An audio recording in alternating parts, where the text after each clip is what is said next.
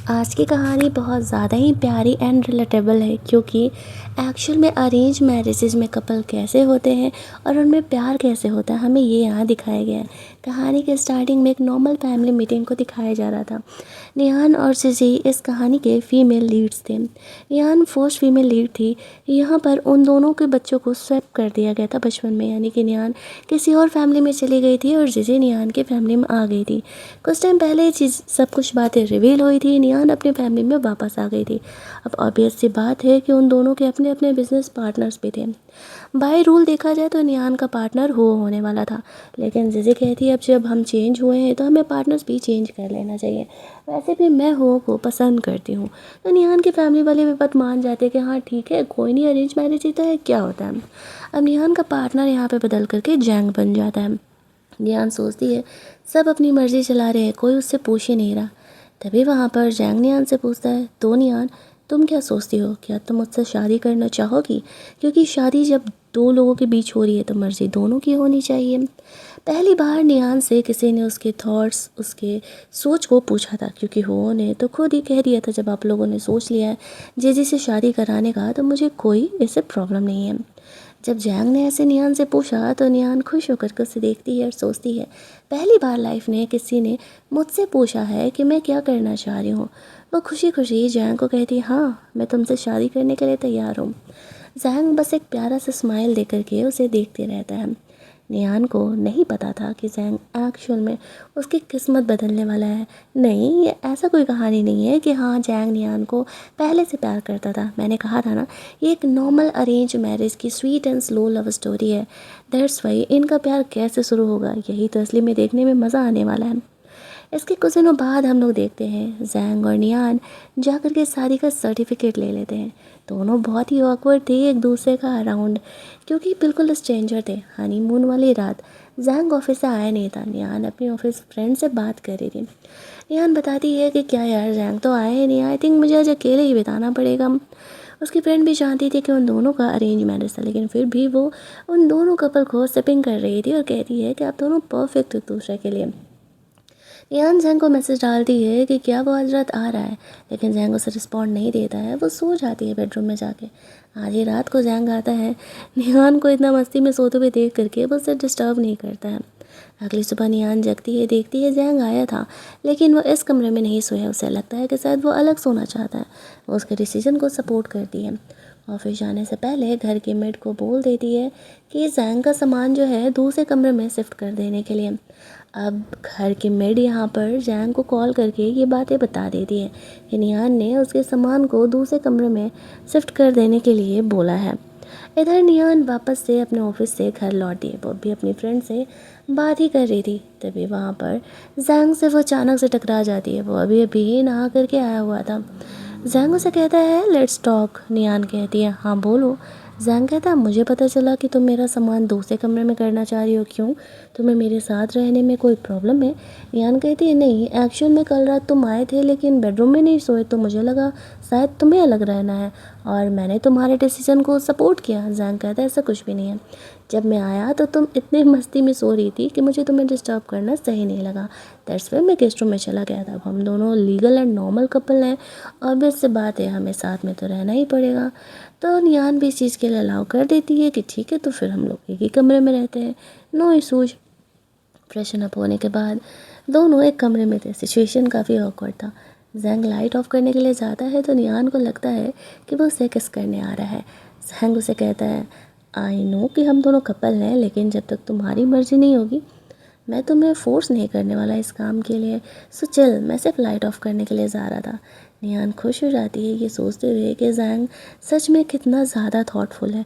वो इन छोटी छोटी चीज़ों को भी समझ रहा है। निहान को तो जैंग तभी पसंद आ गया था जब उसने उससे उसकी पसंद पूछी थी।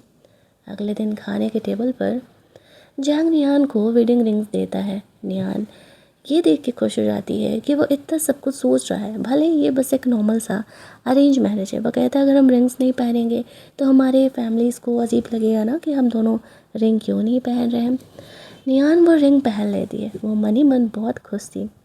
इसके बाद वो वहाँ से निकल जाती है। उसकी मॉम ने उसे बुलाया था। लेकिन जब वो घर जाती है तो पहले से ही जीजी और वो यहाँ पर आए हुए थे। उसने सोचा नहीं था, उसे लगा था कि उसके पेरेंट ने उसे बुलाया है तो शायद केवल वो लोग होने वाले हैं। जानबूझ करके जीजी ने ऐसा किया था। वो अब भी नियान की फैमिली पर हक जताने का कोशिश कर रही थी। नियान का छोटा भाई जो कि जीजी को ही सपोर्ट करता था, वो आज भी उसे ही सपोर्ट कर रहा था। नियान जानती थी कि जीजी अच्छी लड़की नहीं है। ऐसा नहीं है कि जीजी के घर वाले गरीब थे, वो भी इन्हीं के जैसे अमीर थे, लेकिन फिर भी उसे नियान की ही फैमिली चाहिए थी। यहाँ पर नियान को वो लोग डांट रहे थे, मतलब ऑब्वियसली जीजी उसके इंसल्ट करने का कोशिश कर रही थी और उसका खुद का छोटा भाई जीजी को सपोर्ट कर रहा था। लेकिन तभी उसे सपोर्ट करने के लिए यहाँ पर जैंग आ जाता है। नियान ने एक्सपेक्ट नहीं किया था कि जैंग आने वाला है। उसके आते ही पूरा सिचुएशन चेंज हो जाता है। जैंग समझ जाता है कि उसका छोटा भाई उससे इंसल्ट करने का कोशिश कर रहा है और साथ में जीजी भी। वो उसके ससुराल वालों को क्लियर कर देता है कि अगर वो लोग नियान से मिलना चाहते हैं तो उन्हें एक बात का ध्यान रखना होगा, जब नियान आएगी तब इस घर में जीजी नहीं होनी चाहिए। मैं नहीं चाहता मेरी वाइफ अपने ही घर में बुली हो। जीजी ने एक्सपेक्ट नहीं किया था कि एक नॉर्मल अरेंज मैरिज में जैंग नियान को इतना सपोर्ट करेगा। जब वो लोग लौट रहे थे तो वो जैंग से अकेले में बात करता है। वो नियान को काफ़ी लंबे समय से जानता था। वो उसे समझाता है कि नियान की तबीयत थोड़े से टेम्परेचर चेंज से ख़राब हो जाती है, उसे ठंड से ज़्यादा प्रॉब्लम होती है, तो थोड़ा उसका ख्याल रखना। डोंट वरी, मैं एक अच्छा दोस्त होने के नाते ही सिर्फ उसे बता रहा हूँ। बचपन से एक दूसरे को जानते हैं, इसीलिए मैं तुम्हें बता रहा हूँ। वैसे तो रियलिटी ये थी कि वो भी नियान को पसंद करता था, लेकिन फैमिली प्रेशर में आकर के उसने जीजी को चूज कर लिया था। जीजी इन बातों को सुन लेती है और वो बेवजह ही टैंट्रम करने लगती है। जब वो उससे बात करके वहाँ से लौट रहा था तब नियान भी जानना चाह रही थी कि आखिरकार हो ने उससे क्या कहा। वो बोलता है, उसने कहा कि तुम्हें ठंड से कुछ ज़्यादा ही जल्दी प्रॉब्लम हो जाती है। उसे एक्सप्लेन करने लगती है कि तुम्हें ज़्यादा ओवरथिंक करने की ज़रूरत नहीं है। जैंग कहता है, मैं ओवरथिंक कर ही कहाँ रहा हूँ। नियान सोचती है शायद ये अरेंज मैरिज है, इसी वजह से जैंग को फ़र्क नहीं पड़ रहा कि दूसरे लड़के उसके बारे में आकर के क्या बोल रहे हैं। इधर जीजी जो थी वो से लड़ने लगती है कि तुम निहान को पसंद करते हो, तुमने ये बात ये जैंग को क्यों कही। इस बात पर वो उसे समझाता है, तुम्हें सिंपल सी बात समझ में नहीं आती क्या? वो मेरी बचपन की फ्रेंड है, अगर मैंने उसके हस्बैंड से कह भी दिया तो क्या प्रॉब्लम है? मैं उससे तो अकेले नहीं ना मिला जा करके। लड़ाई झगड़ा ज़्यादा बढ़ जाता है, वो कार से उतर जाता है। जीजी अपनी मॉम को कॉल करके कंप्लेन कर देती है। घर जा कर के निहान अपने और वो के रिलेशनशिप को एक्सप्लेन करती है। जैंग बिल्कुल कूल बंदा करके दिखा रहा था कि उसे इन बातों से कोई प्रॉब्लम नहीं है और ना ही कोई मतलब है। लेकिन यान को थोड़ा सा ये बात बुरा लगता है, क्योंकि उसे बुरा तो लगना चाहिए ना, वो उसका हस्बैंड है। और इस चीज़ को यहाँ पर जैंग समझ नहीं पा रहा था। आफ्टर दैट नियान सोने के लिए चली जाती है। जैंग काम करके आता है और टेम्परेचर वाली बात ध्यान रखते हुए उसे ब्लैंकेट डाल देता है और फिर दूसरे कमरे में चले जाता है। अगली मॉर्निंग जब नियान जगती है तो देखती है एसी का टेम्परेचर भी हाई किया हुआ है और उसे ब्लैंकेट डाला हुआ है। तो वो समझ जाती है कि ये सब कुछ जैंग ने किया होगा। उसके स्केयर को देख करके वो खुश तो हो रही थी, लेकिन उसे फिर भी ये बात खटक रहा था कि जैंग को इन बातों का फ़र्क क्यों नहीं पड़ रहा। पढ़ना तो चाहिए, भले ही उनके बीच प्यार नहीं है, लेकिन थोड़ी जेलसी तो होनी चाहिए। अगले दिन वो नोटिस करती है कि जैंग ने रिंग नहीं पहना। पूछने पर वो कैजुअली कह देता है वो इस बात को लेकर के यूज्ड टू नहीं है और काम करने में भी उससे दिक्कत होता है। उसके जाते ही निहान भी रिंग खोल करके रख देती है कि शायद वही ओवर थिंक कर रही थी। ऑफिस जाती है, उसकी फ्रेंड बेचारी मजबूरी में निहान को आ करके बहुत सारे काम दे देती है। साथ ही में उसे उनकी फैमिलीज़ के बारे में सब कुछ पता था। वो कहती है, मुझे पता चला कि जीजी और हो के बीच तुम्हारी वजह से शायद कल लड़ाई हुआ, जो उसने जैंग को बोला। तो इधर जीजी की मॉम यानी कि नियान की एक्स मॉम उसे कॉल करती है और मिलने के लिए बुलाती है। ये बात जब से रिवील हुआ था कि नियान उनकी अपनी बेटी नहीं है, उसके बाद से अब तक कभी भी उसकी माँ ने उसे कांटेक्ट नहीं किया था। जब उससे मिलने के लिए जाती है तो वह कहती है, तुम्हारी वजह से जीजी और हो के बीच में लड़ाई हुआ। वो हंसते हुए कहती है, आंटी आप भूल रही हो, मेरी वजह से आपकी बेटी जीजी खुद अपने हस्बैंड से लड़ी है, मैं बीच में कहाँ आई। मैं ना तो हुआ को पसंद करती हूँ, ना ही मैं उसे कांटेक्ट करती हूँ, और अब तो मेरी शादी भी हो चुकी है, तो आप ये मुझ पर मत थोपिए। बोल करके वहाँ से निकल तो जाती है, लेकिन कार में अकेले बैठ के रो रही थी। उसके पास कोई नहीं था अपना, जैसे कि वह अपना ये दुख शेयर कर सके। लेकिन जीजी का अपना बड़ा भाई, जो कि एक्चुअल में नियान को बहुत मानता था, वो फ़िलहाल बिजनेस ट्रिप पर गया हुआ था। इधर जैंग देखता है, जो कि एक हफ्ते से बिजनेस ट्रिप पर था, उसके सेक्रेटरी को उसकी वाइफ बार बार कॉल मैसेजेस कर रही है और इधर एक हफ्ते में नियान उसे एक भी मैसेज नहीं डाला। तो वो खुद ही आगे बढ़ कर के नियान को मैसेज करता है। नियान सोचती है जैंग को हो क्या गया है। फिर वो उसे कॉल भी करता है और बोलता है अब हम दोनों माना कि अरेंज्ड कपल हैं, लेकिन हमें एक नॉर्मल कपल की तरह एक दूसरे से बातें करते रहनी चाहिए, तभी तो हम एक दूसरे को जान सकेंगे। निहान भी इस बात से एग्री करती है और कहती है ठीक है, वो कल से उससे कुछ कभी कभी कॉल मैसेजेस कर लिया करेगी। जैंग भी इस बात से एग्री करता है कि वो भी अपना डेली का रूटीन उसे बता दिया करेगा। आफ्टर दैट वो दोनों यहाँ पर फ़ोन रख देते हैं। नियान इस बात से लेकर के खुश थी कि जैंग धीरे धीरे शायद ओपन अप हो रहा है। अगले दिन जब नियान ऑफिस के लिए रेडी हो रही थी तो घर की मेड को जैंग ने उसे जैकेट देने के लिए बोला था। अगले 1-2 दिनों तक वो दोनों एक दूसरे से कांटेक्ट में रहते हैं। कभी नियान उसे कुछ मैसेज कर दिया करती, कभी जैंग पहले कुछ ऐसे मैसेज कर देता। मतलब धीरे धीरे दोनों के बीच कनेक्शन बढ़ रहे थे। इधर नियान की मॉम उसे कॉल करके घर पर डिनर पर आने के लिए बोलती है। अब माँ ने बुलाया था, नियान खुशी खुशी जाने के लिए तैयार हो जाती है। भले ही उसकी माँ को नहीं पता था कि नियान सी फूड नहीं खा सकती है, लेकिन घर जाती है तो जीजी पहले से ही उसकी माँ को कंप्लेन किए बैठी हुई थी। उसकी माँ को ये काफ़ी ऑकवर्ड लगता है। वो बोलती है कि बिना बताए ही जीजी आ गई थी। नियान चुपचाप जाकर के बैठ जाती है। उसकी माँ उसे कहती है अब आ गई हो तो चलो कम से कम साथ में खाना खा लेते हैं। नियान कहती है मॉम मैं सी फूड नहीं खा सकती, मेरी तबीयत ठीक नहीं रहती है। आई थिंक कि आप दोनों को पर्सनल में कुछ बातें करनी होंगी, तो मैं फिर कभी आती हूँ। ऐसा करके वो वहाँ से चली जाती है।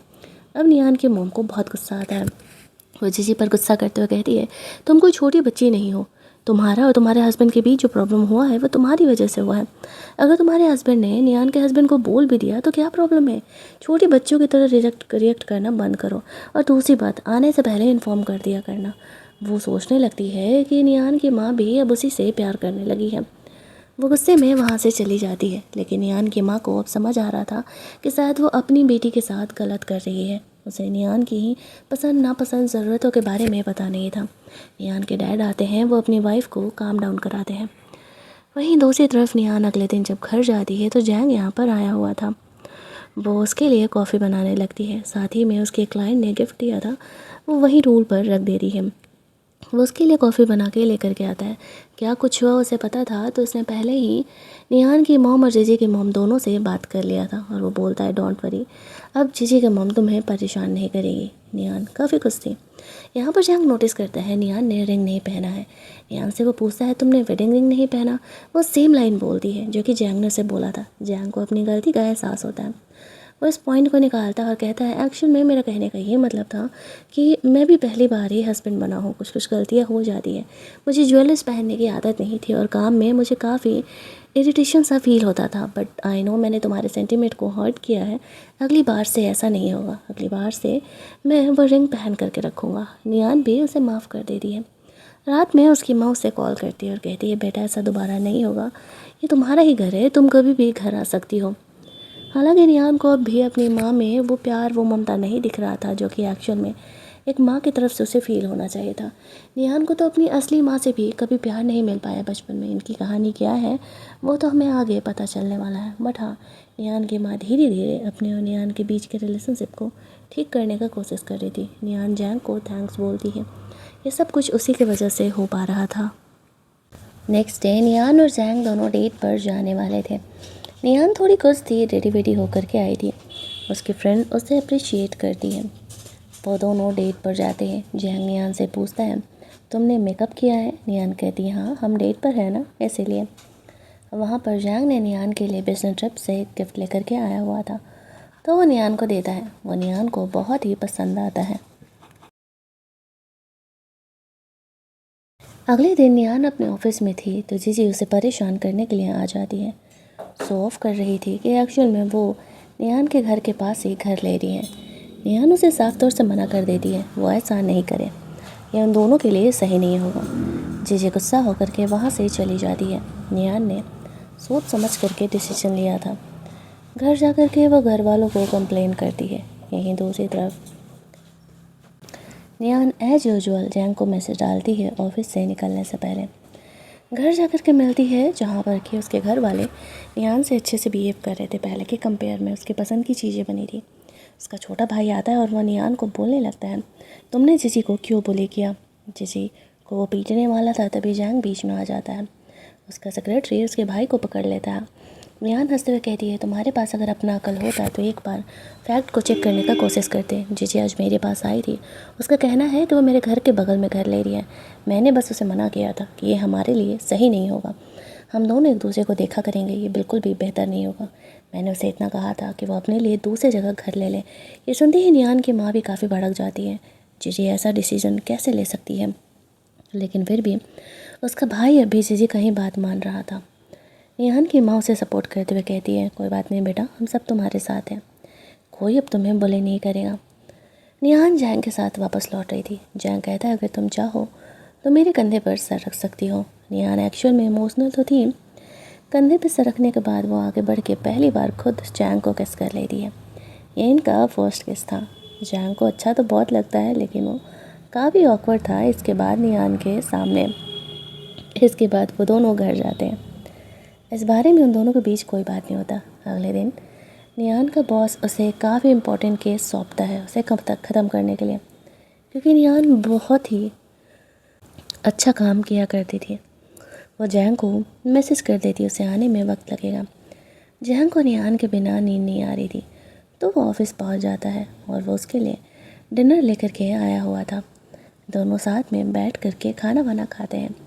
निहान को अच्छा लगता है कि जैंग उसके लिए इतना सब कुछ कर रहा है और वो उसके लिए डिनर वगैरह भी लेकर के आया हुआ है। साथ ही में वो निहान के फ़ाइल को भी सॉर्ट आउट करने में उसका हेल्प करता है। आफ्टर दैट काम ख़त्म करने के बाद वो घर लौट जाती है। अगले दिन जैंग निहान को अपने कज़न्स के पार्टी में लेकर के जाता है, जहाँ पर कि सब निहान को काफ़ी अप्रिशिएट कर रहे थे क्योंकि वो बहुत ही खूबसूरत लग रही थी। जैंग को बिज़नेस कॉल आता है, वो साइड में बात करने के लिए चले जाता है। एक दूसरी कंपनी वाला निहान के पास उसे ब्राइब करने के लिए आता है। निहान पैसे लेने से मना कर देती है। रात में निहान यहाँ पर जब फ्रेशन अप होकर के आती है तो जैंग उसे देखते रह जाता है। वो इतनी प्रिटी लग ही रही थी। निहान को नींद नहीं आ रही थी। रात को निहान को नींद नहीं आ रहा था। वो बुक लेने के लिए उठती है। जैंग के बहुत ज़्यादा ही वो पास चली जाती है। दोनों के बीच थोड़े रोमांटिक मोमेंट क्रिएट होते हैं। जैंग निहान को किस करने के लिए आगे बढ़ता है, लेकिन तभी निहान को उसके ऑफिस फ्रेंड का कॉल आ जाता है।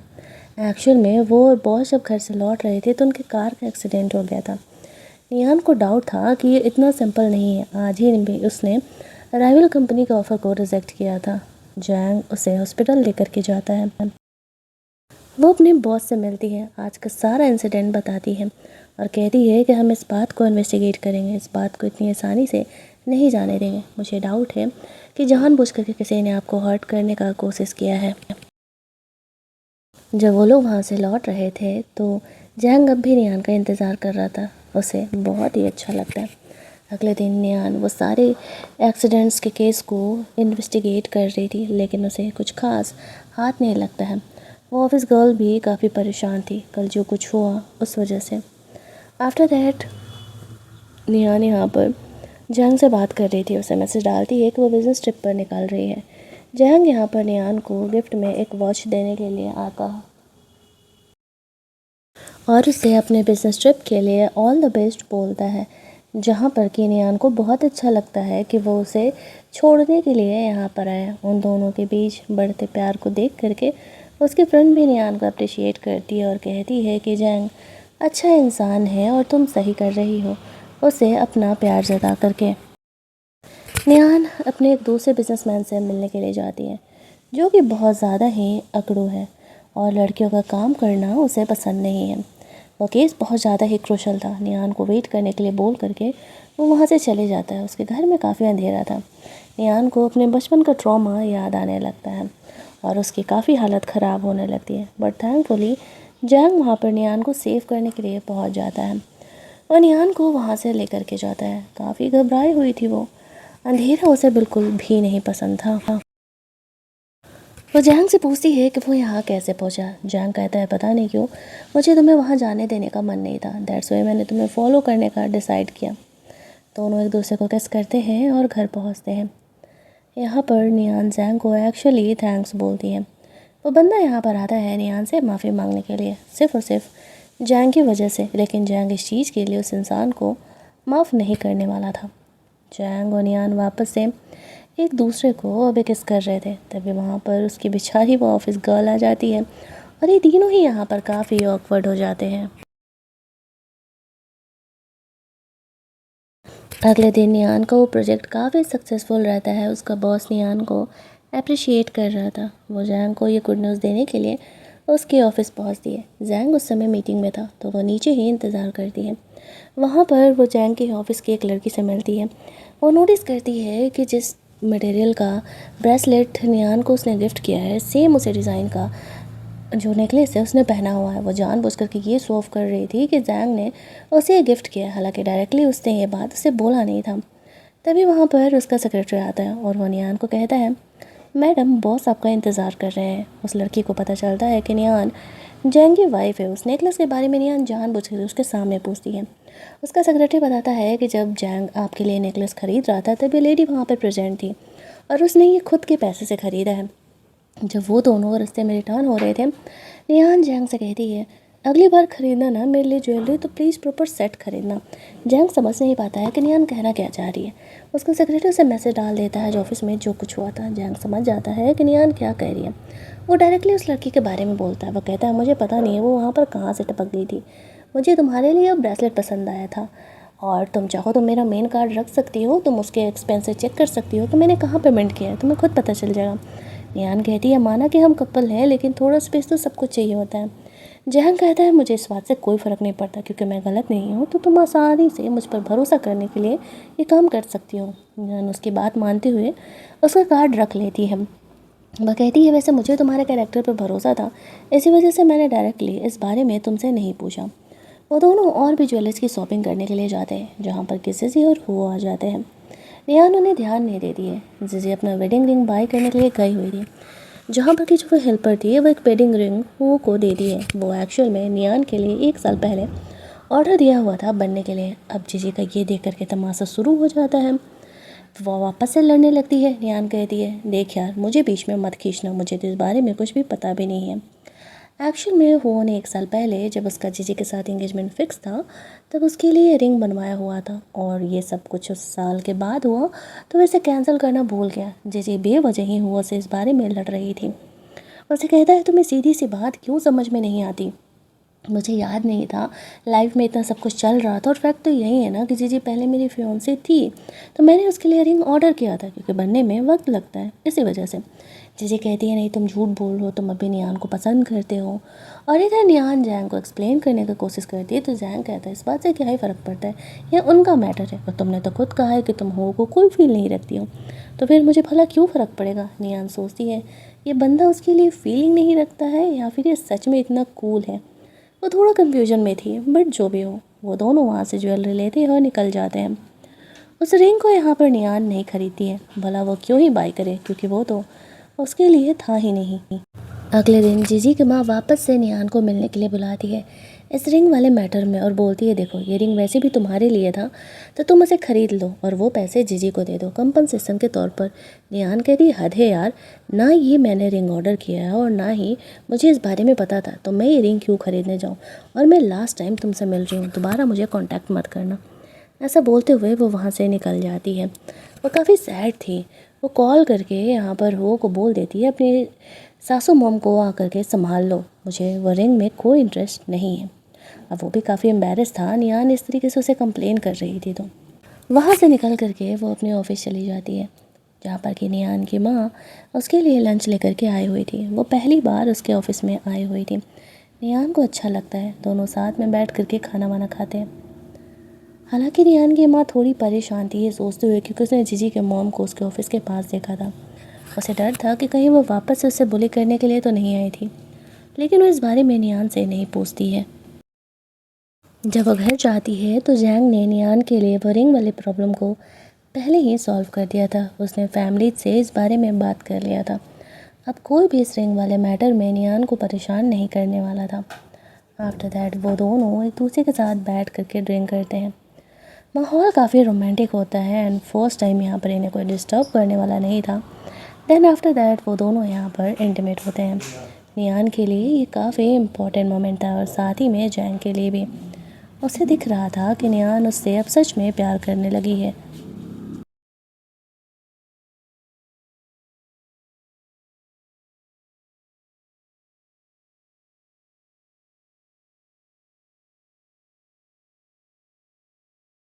घर जा कर के जीजी नियान की मॉम से कंप्लेन कर रही थी। नियान वहाँ पहुँचती है तो सुन रही थी उनकी बातों को। नियान की माँ वहाँ पर उसका सपोर्ट करते हुए कहती है, ये रिंग वाला मैटर तुम्हारी माँ तक कैसे पहुँचा? ज़रूर तुम्ही ने कंप्लेन किया होगा। वो नियान को ही सपोर्ट कर रही थी। जब वो वहाँ से निकल रही थी तो नियान ऐसे एक्टिंग करने लगती है जैसे कि वो अभी अभी आई है। जीजी उसे सॉरी बोल रही थी सिर्फ फॉर्मेलिटी का। नियान कहती है, देख बहन, तो ये सब कुछ खुद कर रही है तो ये सॉरी फॉर्मेलिटी का मुझे नहीं बोलो। वो गुस्से में वहाँ से निकल जाती है। उसकी माँ नियान को सपोर्ट कर रही थी। नियान को ये अच्छा लगता है, कम से कम उसके पेरेंट उसे समझ रहे हैं। अगले दिन नियान जब अपने दोस्त के साथ थी तब उसे उसके बड़े भाई के फ्रेंड का कॉल आता है। पिछले कुछ टाइम पहले 1 साल के लिए वो नियान को लंच पहुंचाया करता था। उसका तबीयत ठीक नहीं रहता था, इसी वजह से नियान से वो मिलने के लिए चाइना वापस आया था।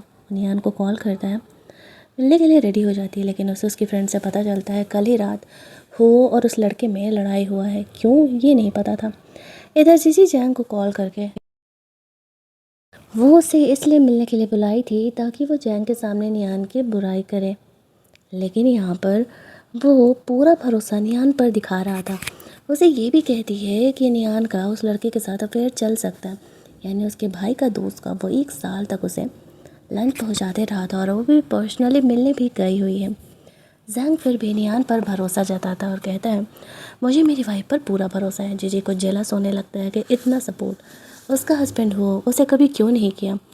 वो जानबूझकर उसे दिखाने के लिए उस कमरे में लेकर के जाती है जहाँ पर कि नियान अकेले उससे नहीं मिल रही थी। उसकी फ्रेंड और उस लड़के के साथ एक और लड़का था। चारों यहाँ पर बिजनेस पार्टी के लिए आए हुए थे।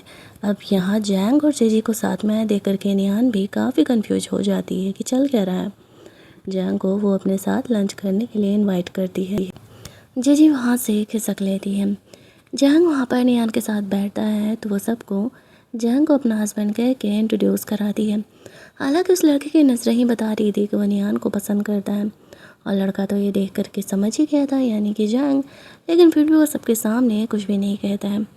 खाना वाना खाने के बाद वो लोग लौट रहे थे और लड़का नियान से अकेले में कुछ बात करना चाहता था। जैंग कार में चले जाता है और नियान से कहता है कि मैं खुश हूँ कि तुम जैंग के साथ खुश हो। वो बताती है कि हाँ, वो मेरा बहुत ही ख्याल रखता है। वो पूछती है आखिरकार उसका हुआ से लड़ाई किया हुआ था, क्यों हुआ था? तो वो बताता है, मैं कुछ टाइम से एक प्रोजेक्ट पर काम कर रहा था, उसने मुझसे प्रोजेक्ट छीन लिया था और मुझे इस बात से काफ़ी गुस्सा आया था। बस इसीलिए वो अपनी मन की बात नहीं बताता है। नियान भी उससे ज़्यादा सवाल नहीं करती है। शायद अब वो हमेशा के लिए यहाँ से जा रहा था। जब नियान की एक्चुअल शादी हो चुकी थी तो वो जानता था अब उसका कोई चांस नहीं है, क्योंकि वो जैंग के साथ खुश है, उसे ये दिख रहा था। फिर वो दोनों लौट रहे थे तो नियान एक्सप्लेन कर रही थी, वो मेरे बड़े भाई का अच्छा दोस्त है और वो भी उसे सिस्टर मानता होगा, इसी वजह से उसने उसका इतना ख्याल किया था। जैंग उसे कहता है, मुझे नहीं लगता है, मुझे लगता है कि शायद वो तुम्हें पसंद करता है। निहान कहती है, ऐसा कैसे हो सकता है, मुझे तो कभी ये फील ही नहीं हुआ। जैंग कहता है, मैं जानता हूँ, खैर मुझे इस बात से कोई प्रॉब्लम नहीं है। अगर तुम्हें कोई पसंद करता है, इस बात का ये मतलब है कि तुम इतनी अच्छी हो कि लोग तुम्हें पसंद कर रहे हैं। मुझे तब तक प्रॉब्लम नहीं है जब तक तुम्हारी साइड से कोई हिंट ना हो, और मुझे तुम पर पूरा भरोसा है। हालांकि यहाँ पर जैंग को थोड़ा जेलस तो होना था, लेकिन वो हो नहीं रहा था और निहान को ये बात थोड़ा सा हर्ट फील कराती है, बट वो ये बात को यहाँ पर शो नहीं करती है। अब चलो, इनका मैटर तो सॉर्ट आउट हो गया, अब जीजे का मैटर सॉर्ट करना था। वो घर पहुँचता है। जीजे नहीं चाहती थी कि हो तक ये बात निकले, लेकिन ये बात हो को तो पता चलना चाहिए था। जैंग जाता है, हो पूछता है क्या हुआ, तो आज जीजे ने जो हरकत किया था वो सारी बातें हो को बता देता है, किस तरीके से वो नियान के बारे में बुराई करने के लिए आई हुई थी। हो से वो पूछता है मैटर क्या है। वो बताता है कि एक्चुअल में वो लड़का नियान को पसंद करता था, इसी वजह से पिछले 1 साल तक वो उसका ख्याल करता था। जिस दिन वो उसे कन्फेस करने जाने वाला था उस दिन मैं नियान से मिलने के लिए गया था। हमारी एंगेजमेंट उस दिन फिक्स हुई थी। नियान ने मुझसे शादी करने के लिए हाँ कह दिया था। इसी वजह से उस लड़के ने अपनी मन की बात नहीं कही थी। वो बहुत ज़्यादा सिंसियर है, लेकिन वो नियान के रिश्ते के बीच में नहीं आना चाहता था। हमारी लड़ाई भी इसी वजह से हुई थी क्योंकि उसे पता चला था कि उनका एंगेजमेंट टूट गया है और नियान किसी और से शादी कर रही है और ये बात उस तक नहीं पहुंचा था। खैर, जीजी की तरफ से मैं माफ़ी मांगता हूँ, दोबारा ऐसा कभी नहीं होगा। जैंग कहता है बेहतर हो ऐसा ना हो। तो वो वहाँ से चले जाता है। इसके बाद वो जीजी पर इतना भड़क जाता है कि वो उसे डिवोर्स तक लेने के लिए बोल देता है।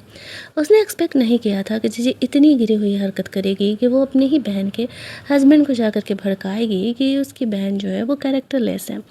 वह ऐसा कैसे कर सकती है। जीजी को ये सब का जिम्मेदार निहान ही लग रही थी। उसे अब भी अपनी गलती नहीं दिख रही थी कि उसकी गलतियों की वजह से लोग उसे छोड़ करके जा रहे हैं। अगले दिन निहान ऑफिस के किसी काम से एक लड़के से मिलने के लिए जाती है। वो लड़का काफ़ी हैंडसम था, अपना आर्ट गैलरी वगैरह भी चलाता था। और जब निहान अपनी फ्रेंड के साथ उससे बात करने के लिए जाती है तभी जैंग वहाँ से गुजर रहा था और ये देख लेता है। तब भाई साहब इस बंदे को यहाँ पर जलस होता है, लेकिन वो निहान से बिना कुछ बोले वहाँ से चले जाता है। घर पर जब दोनों मिलते हैं तो वो निहान से उस लड़के के बारे में पूछता है। निहान उसे काफ़ी कामली एक्सप्रेस करती है कि एक्चुअल में वो जैंग के लिए गिफ्ट बाई करने के लिए गई थी उसकी आर्ट गैलरी से। हाँ, वो लड़के को ऑफिस के थ्रू ही जानती है और उसके बीच ऐसा कुछ भी नहीं है। लेकिन जैंग को ऐसा लग रहा था कि कहीं वो लड़का सच में निहान में तो इंटरेस्टेड नहीं है। निहान कहती है नहीं यार, मैं इतनी बच्ची नहीं हूँ कि मेरे आसपास के सारे ही लड़के मुझ में इंटरेस्टेड हों। जैंग कहता है तो चलो ठीक है, इस बात को भी हम प्रूव कर देते हैं। निहान कहती है ठीक है। वो लोग उस लड़के को कॉल करते हैं और मिलने के लिए बुलाते हैं। जब वो लोग मिलते हैं तो निहान जैंग से कुछ ज़्यादा ही लवी डबी होकर के दिखा रही थी। वो लड़का कहता ओ बस यार चलो, मैंने गिव अप कर दिया। हाँ, मैं मानता हूँ कि मैं तुम्हें पसंद करता था, लेकिन अब इसका ये मतलब तो नहीं है ना कि तुम जैंग से मेरे सामने इतना प्यार मोहब्बत करके दिखाओगी। इतने भी क्रूअल हो ना अच्छी बात नहीं होती है। निहान भी थोड़ा शौक होकर उसे देख रही थी। उसने तो एक्सपेक्ट ही नहीं किया था कि जैंग का ये कहना सच होगा। वो जैंग के साथ वहाँ से चली जाती है। इनफैक्ट उसे अपनी आज की हरकत पर काफ़ी हंसी भी आ रही थी। जैंग उसे कहता है मैंने तुमसे कहा था ना कि वो लड़का तुम्हें पसंद करता है। निहान कहती है मैंने तो कभी इस बारे में सोचा भी नहीं था, मैं तो उसे एक नॉर्मल फ्रेंड की तरह ही ट्रीट कर रही थी। दोनों घर जा कर के रोमांस करते हैं। ओवरऑल उनकी लाइफ अब एक नॉर्मल ट्रैक पर आ चुकी थी। एक नॉर्मल कपल की तरह दोनों साथ रह रहे थे। जैंग को अगले दिन बिजनेस ट्रिप के लिए जाना था तो वो निकल जाता है। निहान उसकी जाती ही उसे मिस करने लगती है। निहान अपने काम में लगी थी। जीजी उससे मिलने के लिए आती है। वो उसे कहती है तुमने सब कुछ बर्बाद कर दिया। तुम शांति से अपने घर में थी तो फिर तुम्हें क्या ही प्रॉब्लम था। तुम्हें सच बताना क्या ज़रूरी था। निहान कहती है पहली बात, पिछले 20 सालों से तुम मेरी ज़िंदगी जी रही थी। जो मेरा था वो तुम लेकर के बैठी थी। मैंने तो सिर्फ अपना हक लिया है। मैंने क्या किया? मैंने कुछ गलत नहीं किया। बेहतर होगा हम दोबारा पर्सनली नहीं मिले, वरना इस बात का रिजल्ट अच्छा नहीं होगा।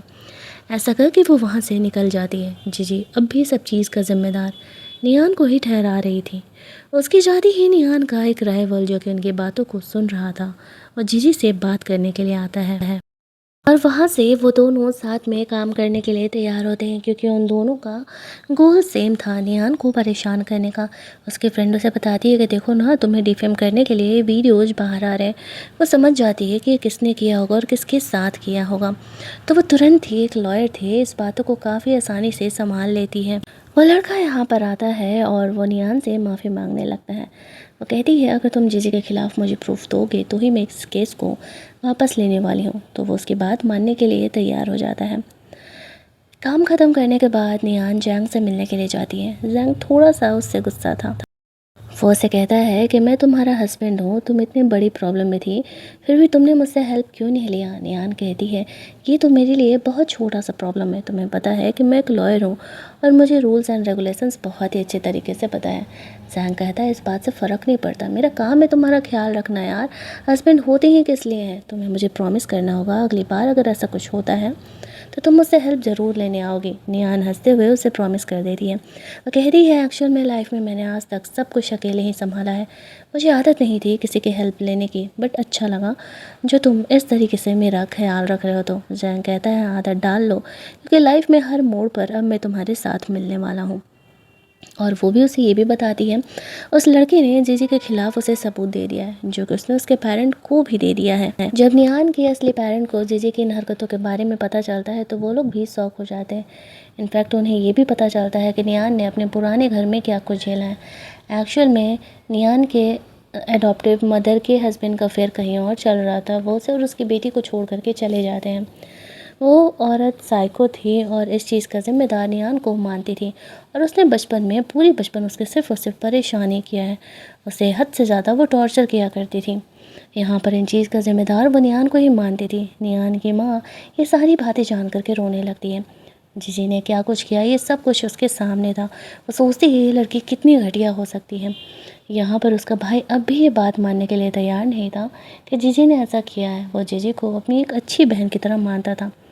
उसकी माँ उसे थप्पड़ मारते हुए उन्हें ये सबूत दिखाते हुए कहती है, फैक्ट्स चेक करो ना, तुम्हारे सामने सबूत रखा हुआ है। देखो तुम्हारी सो कॉल्ड बहन ने तुम्हारी असली बहन के साथ क्या कुछ किया है। वो खुद ये सबूत देख करके शौक में था कि जिस बहन को वो अपनी बहन माना करता था वो एक्चुअल में इतनी घटिया इंसान निकलेगी। उसने ये सब कुछ किया था। उसे अपनी गलती का एहसास हो रहा था। रात में नियान की माँ उसे कॉल करती है। पहली बार नियान अपनी माँ के सामने रो रही थी। शायद वो समझ चुकी थी कि अब उसके पेरेंट असल में उससे प्यार करते हैं तो उन्हें उनसे दूर रहने का अब कोई ज़रूरत नहीं है। उसकी माँ उसे मिलने के लिए घर बुलाती है। नियान भी खुशी खुशी तैयार हो जाती है।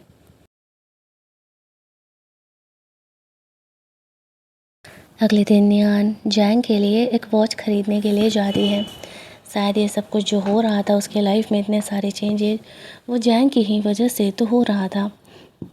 जब वो उसके साथ डेट पर जाती है तब वो उसे एक प्यारा सा वॉच गिफ्ट करती है। जैंग उसे वो वॉच पहनाने के लिए बोलता है। कहानी अब एंडिंग की तरफ बढ़ रही थी। कहानी देख करके तो आप समझ ही गए होंगे कि मैंने क्यों कहा था कि एक्चुअल में ये एक अरेंज मैरिज के कपल की कहानी है, जहाँ प्यार धीरे धीरे बढ़ता है। और कहते हैं ना कि जब आपका रिश्ता धीरे धीरे स्ट्रॉन्ग होता है तो वो काफ़ी लंबा चलता है। तो बस कुछ यहाँ पर यही हो रहा था। अगली मॉर्निंग नियान को पता चलता है उसका बड़ा भाई वापस आ चुका है। वही बड़ा भाई जिसके साथ नियान का बहुत ही अच्छा रिश्ता था। जीजी का असली भाई होने के बावजूद भी वो नियान को बहुत मानता था। नियान के अपने असली घर जाने के बाद भी एक वही था जो कि उसे सपोर्ट करता था। वो अपने पेरेंट्स से कह रहा था, नियान हमारी कंपनी का 20% शेयर डिज़र्व करती है, शांति से आप लोग उसे दे दो वरना मुझे वो शेयर्स अच्छे से लेने आता है। वो कहते हैं जीजी तुम्हारी असली बहन है। वो कहता है मैं इसे अपनी बहन नहीं मानता, नियान ही मेरी अपनी बहन है और वो पूरी ज़िंदगी मैं उसे ही प्रोटेक्ट करूँगा। मेरी इतनी घटिया बहन तो कभी हो ही नहीं सकती। वह अपने पेरेंट्स से नियान के लिए लड़ रहा था।